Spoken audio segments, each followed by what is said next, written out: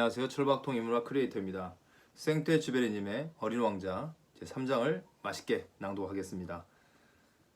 어린 왕자, 그가 어디서 왔는지를 알아내는 데는 시간이 꽤 걸렸다. 어린 왕자는 내게 여러 가지를 물어보면서 내가 묻는 말은 조금도 듣는 것 같지 않았다. 우연히 하는 말로 차츰 모든 것을 알게 되었다. 가령 그가 내 비행기를 처음 보았을 적에 내 비행기는 그리지 않으련다. 그건 내가 그리기에는 너무나 복잡한 그림이니까. 나보고 이렇게 물었다. 이 물건은 뭐지? 이 물건이 아니라 날아다니는 거야. 비행기야. 내 비행기. 그리고 내가 날아다닌다는 것을 가르쳐 주는 것이 자랑스러웠다. 내가 날아다닌다는 것을 가르쳐 주는 것이 자랑스러웠다. 그랬더니 어린 왕자는 소리쳤다. 뭐? 아저씨는 하늘에서 떨어졌어? 나는 겸손한 말투로 대답했다. 야, 그거 참 재밌는걸? 그리고 어린 왕자는 아주 유쾌하게 깔깔깔 대며 웃었다. 나는 조금 불쾌했다. 사람들이 내 불행을 비웃는 것이 싫었다. 그런데 어린 왕자는 말을 이었다. 그럼 아저씨도 하늘에서 왔군? 아저씨는 어느 별에서 왔어? 나는 그의 신비로운 존재를 알아내는 데에 한 줄기 서광이 비침을 깨닫고 황급히 이렇게 물었다. 그럼 너는 다른 별에서 왔니? 그러나 내 말에는 대답하지 않고 비행기를 들여다보면서 머리를 까딱까딱 했다. 하긴 아저씨가 그걸 타고 그리 멀리서 오지는 못했겠군. 그러더니 한참 동안 무엇인가 곰곰이 생각에 잠겼다가 내가 그려준 양을 주머니에서 꺼내더니 그 보물을 열심히 들여다보고 있었다. 다른 별들에 대해서 언뜻 비치기만 했을 뿐 더 이상 이야기를 하지 않았으니 내 궁금증은 점점 깊어만 갔다. 그래서 좀 더 알아보려고 애썼다. 얘야, 너 어디서 왔니? 내 집은 어디냐? 내 양을 어디로 가져가려고 하는 그러니? 생각에 잠겨있던 어린 왕자가 느닷없이 말했다. 아저씨가 준 상자 말이야. 그게 밤에는 양의 집이 될 테지? 그렇고 말고, 그리고 내가 얌전하게 굴면 낮 동안에 양을 매둘 고삐도 줄 테니 말뚝도 주고. 이 제안이 어린 왕자의 마음에 들지 않는 듯했다. 양을 매둔다고? 참 망측스러운 생각인데? 하지만 매두지 않으면 아무데로나 가버리거나 길을 잃을 것 아니야. 그랬더니 이 친구는 다시 한번 깔깔 웃었다. 아니야. 가긴 어디로 가. 어디로든지 곧장 앞으로 가거나 또. 그러니까 어린 왕자는 웃음을 거두고 말했다. 괜찮아. 내 집은 아주 작으니까. 그리고 아마 약간 서글픈 생각이 들었는지 덧붙여 말했다. 앞으로 곧장 간다 해도 별로 멀리 갈 수 없어. 이렇게 3장이 맞춰지고 4장이 이어집니다.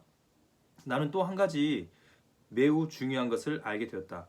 이 어린 왕자가 살던 별이 집 한 채보다 좀 클까 말까 하다는 것이었다. 나는 그것을 별로 이상히 생각하지는 않았다. 지구, 목성, 화성, 금성같이 사람들이 이름을 붙인 큰 떠돌이 별들 외에도 다른 떠돌이 별이 수백 개가 있고 어떤 것은 너무 작아서 만원경으로도 보기가 힘들다는 것을 잘 알고 있었으니까 천문가가 그런 별을 하나 발견하면 이름 대신에 번호를 매겨준다.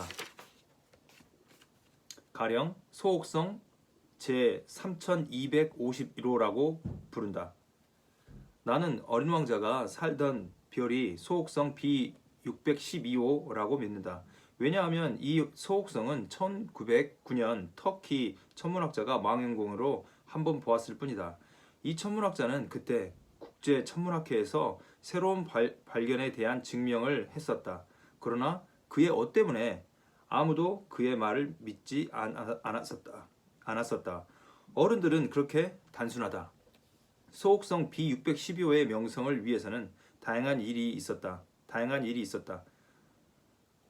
그 후 터키의 어떤 독재자가 국민들에게 양복 입기를 명하고 거역하는 자는 사형에 처한다고 했다. 이 천문학자는 1920년 멋있는 양복을 입고 증명을 다시 했다. 그랬더니 이번에는 모두들 그의 말을 믿었다.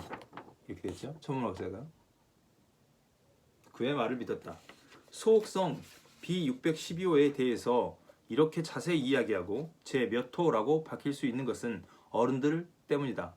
어른들은 숫자를 좋아한다. 어른들에게 새로 사귄 친구 이야기를 하면 제일 중요한 것은 도무지 묻지 않는다. 그 친구의 목소리는 어떠니? 무슨 장난을 제일 좋아하니? 나비를 수집하니? 이렇게 묻는 일은 절대로 없다.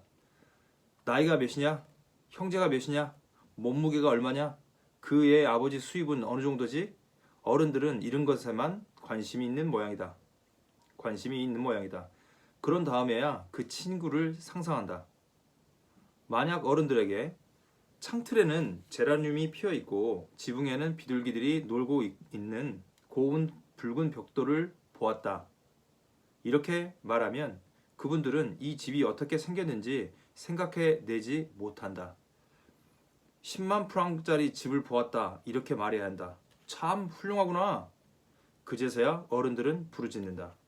어린 왕자는 몹시 귀엽고 해맑게 웃었으며 양을 가지고 싶어 했다는 것이 그가 있었던 증거가 된다. 누군가가 양을 가지고 싶어 하면 그분들은 어깨를 들먹이며 우리를 아이로 취급할 것이다.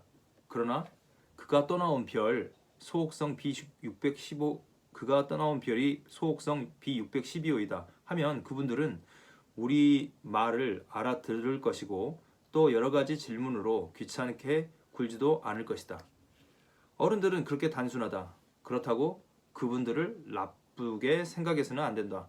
어린이는 어른들에 대해서 아주 너그러워야 한다. 그러나 인생을 이해하는 우리는 물론 제 몇 호 같은 건 대수롭게 여기지 않는다. 나는 이야기를 옛날 선녀 이야기처럼 시작하고 싶었고 이렇게 말하고 싶다.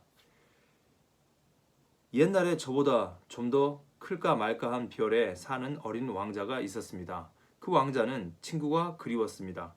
인생을 이해하는 사람들에게는 이것이 훨씬 더 진실한 느낌을 주었을 것이다. 왜냐하면 나는 사람들이 이 책을 아무렇게나 읽어 치우는 것이 싫다. 이 추억을 이야기하자니 나도 모르게 소름이 복받쳐 오른다. 내 친구가 양을 가지고 떠나간 것이 벌써 6해가 된다. 지금 여기에다 그의 모습을 그려보려는 것은 그를 잊지 않기 위해서다. 친구를 잊는다는 것은 슬픈 일이니까. 다시요. 친구를 잊는다는 것은 슬픈 일이니까. 누구나 다 친구를 가지고 있는 것은 아니다. 그리고 나도 숫자밖에는 흥미가 없는 어른들처럼 될 수도 있을 것이다. 내가 그림 물감 상자와 연필을 산 것도 이 때문이다. 6살 적에 속이 들여다 보이고 안 보이고 하는 보와 구렁이 밖에는 그림이라고 그려본 일이 없는 내가 이 나이에 그림을 다시 시작한다는 것은 힘든 노릇이다. 물론 될 수 있는 대로 비슷한 초상을 그려보기는 하겠다. 그러나 꼭 성공하리라는 생각은 하지 않는다. 이 부분은 괜찮게 되는데 저 부분은 엉뚱하게 그려졌다. 키도 조금 틀리다. 이 그림의 어린 왕자는 너무 크고 저 그림의 어린 왕자는 너무 작다. 또 옷 빛깔에 대해서도 망설여진다. 그래서 이렇게 저렇게 그럭저럭 끄적거려 본다. 끝으로 나는 더 중요한 어떤 부분을 잘못 그릴 수도 있을 것이다. 그러나 그것은 용서해 주리라 믿는다. 그러나 내 친구는 도무지 설명을 해주지 않았다. 아마 나도 자기 같은 줄로 생각한 모양이다. 그러나 나는 불행히도 상자 속에 든 양을 꿰뚫어 보지 못한다. 나도 아마 평범한 어른들을 닮은 모양이다. 아마 늙었는가 보다. 이렇게 4장을 마무리됩니다. 아주 흥미롭습니다. 친구를 잊는다는 것은 슬픈 일입니다. 그런데 누구나 다 친구를 갖고 있지 않고 있습니다.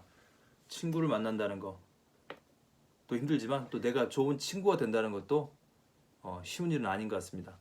저도 좋은 친구가 되도록 노력해 보겠습니다. 철박통 인문학이 여러분에게 좋은 친구가 되겠습니다. 그리고 이 상자 속에 양을 꿰뚫어 보지 못했다고 하는데 사람의 마음을 꿰뚫어 보고 또 세상을 꿰뚫어 보는 어떤 희망을 갖는 것도 중요한 것 같습니다. 이렇게 4장이 마무리됐고요. 이제 5장, 6장, 7장 그리고 마지막 27장까지 건강하게 행복하게 달려가겠습니다. 그리고 함께 여행을 떠나기로 하죠. 시청해주셔서 감사합니다. 철박통 인문학 크리에이터였습니다.